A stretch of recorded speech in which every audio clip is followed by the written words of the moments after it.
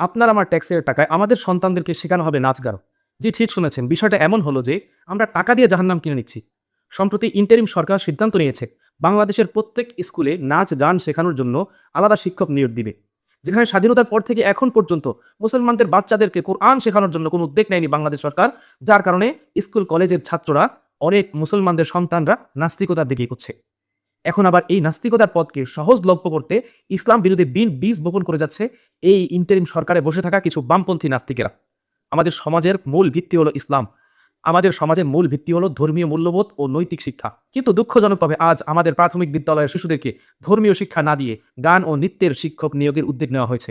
আমরা মনে করি এটি আমাদের সংস্কৃতি, সমাজ ও ধর্মীয় মূল্যবোধের জন্য বড় হুমকি। মুসলমানদের ট্যাক্সের টাকায় ইসলাম বিরোধী সাংস্কৃতিক শিক্ষা কোনোভাবেই দেওয়া হবে না। এটা আমরা কখনোই মেনে নিব না। শিশুরা জীবনের শুরুতেই যদি ধর্মীয় জ্ঞান ও নৈতিক শিক্ষা না পায়, তবে ভবিষ্যতে তারা বিভ্রান্ত হবে। নাচ গান কখনোই নৈতিক মূল্যবোধ গড়ে তুলতে পারে না।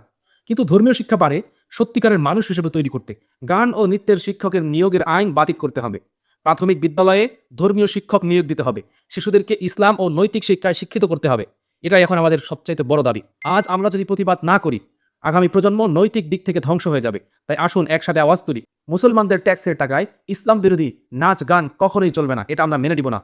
আগামীতে ওলামায়ে কেরাম যদি কোনো ধরনের কর্মসূচি দেয়, অবশ্যই আমরা তা বাস্তবায়ন করার জন্য সর্বোচ্চ শক্তি নিয়ে মাঠে নামব। এই সরকারকে হুঁশিয়ার করে দিচ্ছি, ইসলামের বিরুদ্ধে কোনোভাবেই আঙ্গুল তুলবেন না, তাহলে আপনারও পরিস্থিতি শেখ হাসিনার চাইতেও খারাপ হবে। এই বলে আজকের মতো এখানেই বিদায় নিচ্ছি। আসসালামু আলাইকুম ওয়া রাহমাতুল্লাহি ওয়া বারাকাতুহু।